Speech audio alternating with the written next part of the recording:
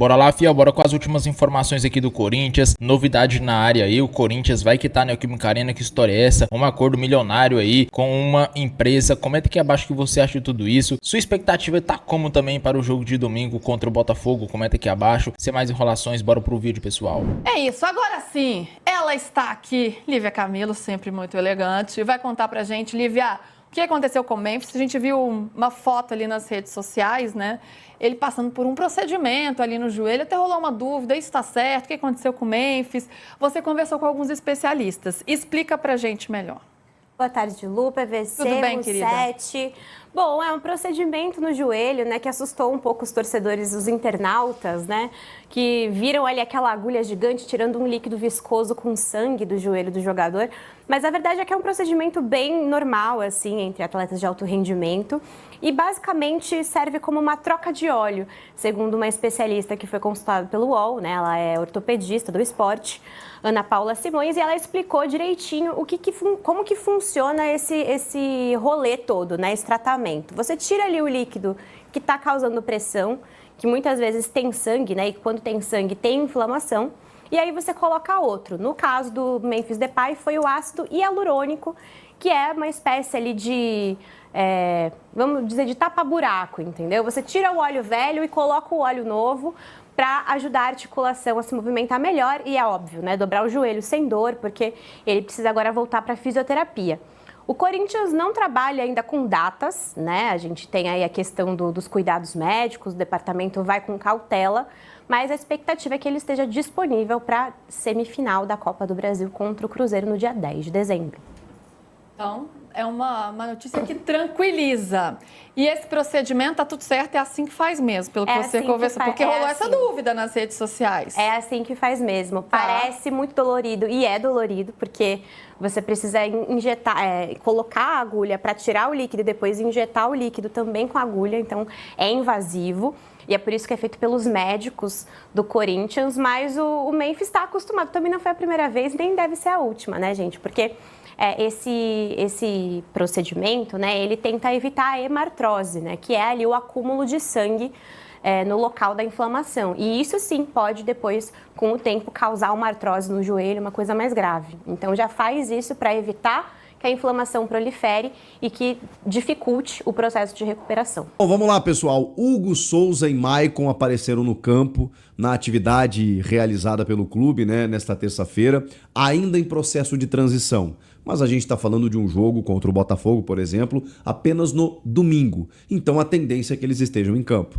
O Hugo Souza, né, que está desde o começo do mês numa pancada que virou uma lesão muscular, uma lesão meio diferente, né? A gente não sabe definir muito bem, nem o clube talvez. Estava para voltar, não foi, acabou cortado da seleção brasileira, mas participou, começou, né, a participar dessa transição. Eles ainda não trabalharam com o elenco. Com bola, né? Até porque os reservas jogaram com o sub-20, o time que vai jogar a copinha e tudo mais. Mas então eles estão nesse processo de transição. A gente vai acompanhar a sequência da semana, mas trata-se de, especialmente o Hugo Souza, né? Titular, líder, capitão do time. É um cara super importante. O retorno dele é mais do que comemorado. Do Maicon, é um jogador importante para o Dorival, né? E eu sou até um pouco... Eu vou um pouco contra a maré, né? Porque eu sei que muito torcedor... sei lá, não gosta do Maicon, enfim, tem uma restrição com ele. Até nem sei se precisa renovar, tá? Mas eu acho que nesse ano, em alguns momentos, ele ajustou o time como um segundo homem, como um cara, até pelas as ausências que o Dorival teve no time. Eu acho que ele encontrou ali um posicionamento para o Maicon que acabou sendo importante em vários jogos, né? Oscilou, como todo time, em vários momentos. Também não que ele tenha sido um destaque absoluto, mas acho que ele jogou melhor do que em outros momentos desde esse seu retorno do Shakhtar, né? Então, é um jogador importante, na medida em que ali para aquele setor... beleza, você tem a ascensão do menino André, o Carrilho não tá jogando tão bem, o Charles e o Martínez não entregam tanto assim. Então, assim, eu acho que o Maicon acaba sendo um retorno importante, sim senhor, tá bom? Falando sobre o Martínez, pois é. Ele foi punido, né? Houve uma reunião entre o presidente, comissão técnica, Fabinho Soldado, vamos pela hierarquia, né? E o presidente Osmar Stabile, que entendeu, que acatou, né, a decisão da comissão técnica e da diretoria do Fabinho de que ele precisasse ser punido. A gente está falando de um jogador, cara, que mais do que ser punido pela expulsão, numa agressão covarde pelas costas, no cotovelo, com o Matheus Pereira deixando o time na mão, que isso é o mais importante. Mais do que isso, a gente está falando de um histórico absolutamente negativo para um cara que não tem entregado. A gente está falando de um cara que tem 5 expulsões em 60 jogos pelo clube, 64. 4 delas nessa temporada. 4 expulsões nessa temporada. A mais recente, depois, ou antes, né, dessa contra o Cruzeiro, contra o Bragantino. Ah, mas a Edna esqueceu que ele tinha cartão e tal. Vamos pro fato, né, gente? Ele estava se agarrando lá dentro da área, foi expulso há poucos dias, 15, 20 dias, menos que isso. E de novo é expulso. E de novo deixa o time na mão. Na data FIFA de outubro, ele ficou 6 dias sem se reapresentar e sem dar satisfação. Um problema de documentação, os caras foram investigar, não era bem assim. Então assim, rapaziada, é curioso, o Corinthians se envolve em cada problema, em cada enrosco, né, com alguns atletas. Pô, contratam uns jogadores assim que não correspondem dentro de campo e ainda dão um monte de problema fora dele, como se o Corinthians já não tivesse problemas suficientes. Então assim, não dá. Acho que tem que... É difícil, né? Porque o jogador, ele é protegido por contrato, né? Então você não consegue simplesmente fazer aquilo que o torcedor pensa nesse momento. Manda embora! Não pode. É um ativo do clube. Então você tem que chamar um empresário e falar assim, olha só, tem uma barca aí pro Martínez, jogador de MLS, seleção venezuelana e tal. O que você acha? Dá pra... E trocar prejuízo, né? Trocar prejuízo nesse momento, daqui a pouco não recebe aquilo que investiu, também tem dívidas a pagar, né? Enfim. Mas o fato é que jogador como esse, você não pode contar, né? Quando ele não falta aos treinamentos e se apresenta e vai para o jogo, ele deixa o time na mão, então fica difícil. O Osmar Stabile esteve presente um evento da Federação Paulista para o lançamento, lá, sorteio dos grupos da Copinha, da Copa São Paulo, que também vai ter digamos assim, uma condição especial nesse ano de 26, né? Concomitante aí com outras competições, o Paulista Profissional começa mais cedo, o Brasileirão começa mais cedo, tudo meio embolado, né? A Copinha, ela navegava livre, né, até o dia 25 de janeiro, aniversário da cidade de São Paulo, com a final da competição, em que a gente acabava se voltando apenas para ela, né? Dessa vez não vai ter como, né? E o Stabile, ele falou sobre várias questões, né? Falou sobre a Copinha, mas foi questionado sobre outras situações envolvendo o Corinthians. Por exemplo, transfer. Ele falou que o Corinthians trabalha para resolver, não é fácil, né? A gente está falando de 40 milhões do Félix Torres, e tem a dívida com o Rojas, que ele também citou nessa entrevista, de mais de 45 milhões que está sendo negociado. O Rojas não acionou a FIFA porque o staff do Rojas está sensível à negociação que o Corinthians está fazendo. Então, existe uma conversa para amenizar a situação e ele já aceitou receber de forma parcelada. Não vai aceitar, né? Jogou meia dúzia de jogos e vai botar no bolso quase 50 milhões de reais. Por uma barbeiragem, né? Do senhor Rubão. Que loucura. Enfim, mas tem que resolver, senão outro transfer ban. E tem que resolver o transfer ban até dezembro, e ele disse que vai resolver. Porque senão o Corinthians não consegue contratar. E o Corinthians vai precisar. Vai precisar, já passou uma janela só com um jogador, alguns provavelmente vão embora, né? Tem uma reformulação aí, então tem que resolver esse transfer ban até dezembro, e outros que podem acontecer, né? Tem que ficar atento a isso, do Rodrigo Garro, do próprio Maicon, enfim. Ele falou sobre a reunião do conselho, né, que foi adiada, e também sobre que ele falou que, enfim, o clube está monitorando essa situação e tal, e sobre a questão dos uniformes. Acho que ele não tinha falado ainda, né, sobre a auditoria que comprovou o desvio no material esportivo e que tem como figura central o vice Armando Mendonça. Ele falou que eles receberam o relatório da auditoria, encaminharam para a Comissão de Justiça e que a Comissão de Justiça vai tomar as medidas cabíveis. Essa foi a explicação do Osmar Stabile. Não bastasse, né? O Corinthians tem dificuldades dentro de campo, ainda tem que se preocupar com muitas questões fora dele. Aliás, sobre isso, no jogo dessa terça-feira, num deles, né? Tivemos o empate entre Flamengo e Atlético Mineiro, que não mudou muito a condição de tabela do Galo, né? O Galo, inclusive, acabou caindo uma posição, assim como o Corinthians, porque o Grêmio ganhou do Palmeiras. O Grêmio foi a 9ª colocação, 46 pontos, passou o Bragantino, o Corinthians e o Galo, e com isso o Corinthians caiu uma posição. O Corinthians, que era 10º, nesse momento é 11º com 45 pontos. Em termos de pré-Libertadores, hoje o adversário é o Fluminense, porque estamos tendo o G7. Podemos ter o G8 e aí vai virar uma concorrência boa, hein? Com São Paulo, Grêmio, Bragantino, Corinthians, Galo. Aí tá todo mundo na briga. Até o Vasco pode entrar nessa briga se tiver o G8. Só que para ter G8, o Galo já não ganhou a Sul-Americana e ele teria que estar entre os 8. Então nesse momento também não teria. Mas para ter G8 agora, ou o Fluminense, com a situação de momento, ou o Fluminense ou o Cruzeiro tem que ganhar a Copa do Brasil. E eu acho que o Corinthians não quer, né? Então, assim, se o Corinthians ganhar a Copa do Brasil, beleza, tá na Libertadores. Agora ele só vai saber, né, se ele vai ganhar a Copa do Brasil depois do Brasileiro. Ou seja, tem que chegar na 8ª posição. Porque se ele perde a Copa do Brasil, tendo o G8, ganhando o Fluminense ou o Cruzeiro, né, porque o Vasco tá lá embaixo e o Corinthians teria sido eliminado, aí pelo menos garante uma vaga na pré-Libertadores. É mais ou menos essa conta, mas faltam algumas rodadas ainda, 2 ou 3, para a gente poder definir isso corretamente, tá bom? Vamos lá, então. Sobre essa Fiel, tá? Que já estou enrolando demais aí. E tem um beija-flor aí atrás, né? Tem. Vamos lá.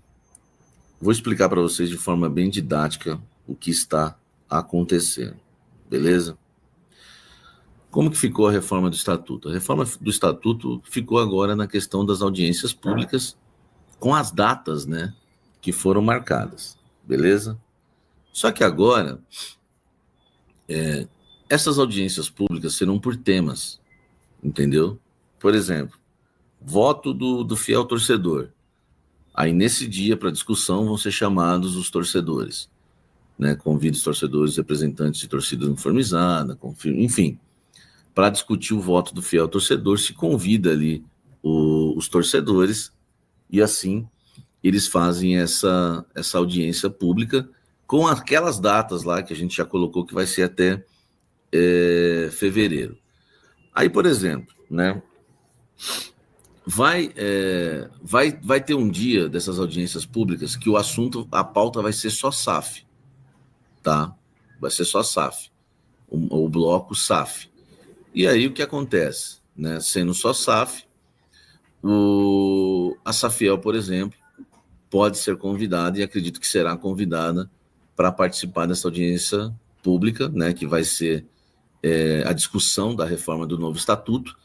Então vão ser colocadas ali ideias de SAF, né, de sociedade anônima, e a Safiel vai também ser convidada para discutir e debater o assunto ali com os conselheiros e aí os convidados dessa audiência pública, tá? Isso é importante, então, para vocês saberem até onde eu vou chegar em relação à Safiel, beleza? A Safiel já entra aí, presta atenção. Porque uma coisa que não estão explicando para ninguém é onde a Safiel entra na reforma do novo estatuto. Então é isso que eu quero explicar para vocês hoje, porque eu liguei para as fontes para realmente trazer isso para vocês. Então, agora, nessas audiências públicas que vão ter, essas audiências serão separadas por temas. Repito, fiel torcedor, vão ter os convidados. E aí o convidado tem que ser o torcedor. SAF, vamos discutir SAF. A próxima audiência pública do dia tal de dezembro, de janeiro, vai ser SAF. Aí a Safiel é convidada para passar a visão dela e debater o assunto, junto com outros projetos de SAF e os que já estavam na reforma do Estatuto. Pegou aí? Eu vou trazer de uma forma bem didática, você vai entender muito, tá?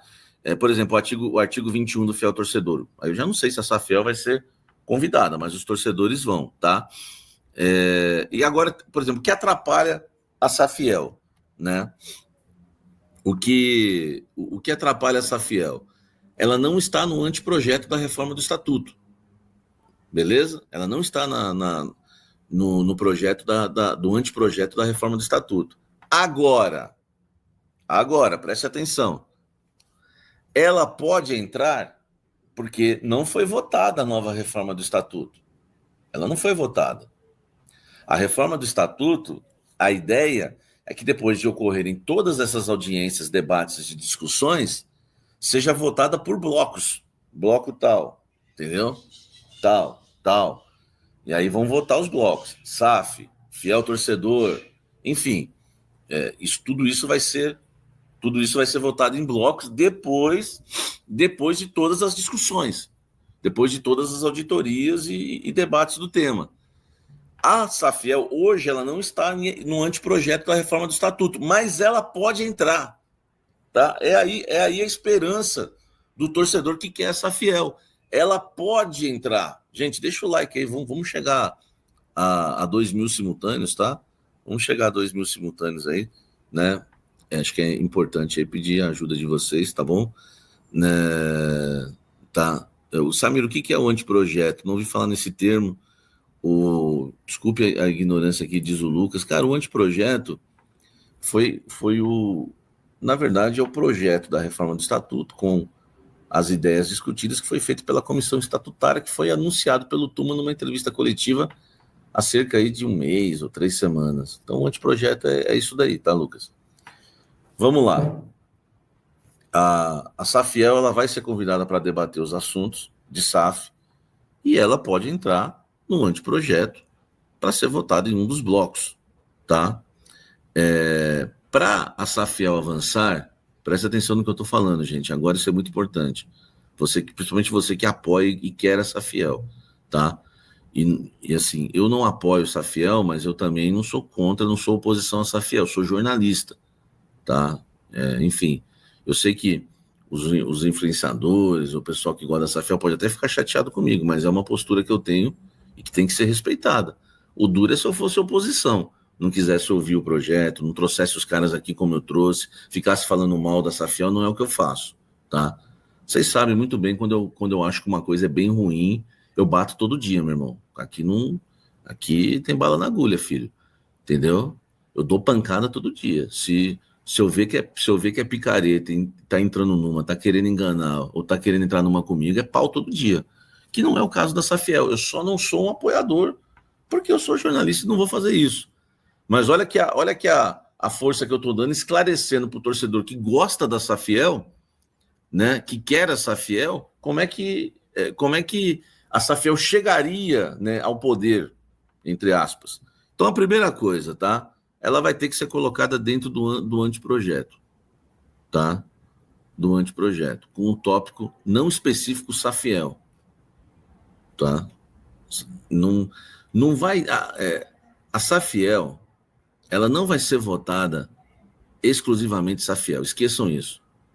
Isso pelo que eu entendi, no papo que eu troquei ali com várias pessoas dentro do Parque São Jorge, a Safiel não vai ser votada, por exemplo, vote reforma do estatuto ou Safiel. Isso não vai acontecer. Mas tem uma coisa que aí dá uma esperança muito grande para a Safiel. Aí vocês vão ver o que eu vou falar agora. Pega essa, meu irmão. Na questão dos blocos, quando forem votados, tá? Os blocos, pode acontecer isso aqui, que eu vou falar agora na votação para a reforma do estatuto, quando acontecer no ano que vem. Galera, Corinthians e a Caixa conversam aí para uma possível negociação para quitar a Neoquímica Arena. Seria muito bom, né? Corinthians tá devendo a Neoquímica Arena aí. Se eu não me engano, já são 700 milhões, eu acho, essa dívida contando com juros. Então, qualquer acordo aí seria muito bom para quitar esse estádio. Lembrando, o Corinthians tem uma dívida de 2,7 bilhões, eu acho, né, se não tiver aumentado. Então, 700 milhões é só o estádio. Então já dá para perceber, né? Se tirar o estádio, já diminui uma boa parte da dívida. Então vamos ver o que vai acontecer, né, pessoal? Eu acho que o Corinthians tá olhando as melhores opções ali. Pode ver que já tem muitos meses que tá tendo essa especulação. Acho que é porque o Corinthians tá analisando, né? Para não se arrepender igual aconteceu com a Neoquímica. Na época foi vendido o name rights da Neoquímica Arena por 500 milhões. Só que agora, hoje em dia, 500 milhões não é nada, né, galera? Então agora o Corinthians quer pagar a multa, quebrar esse acordo e fechar com uma empresa que paga melhor, né?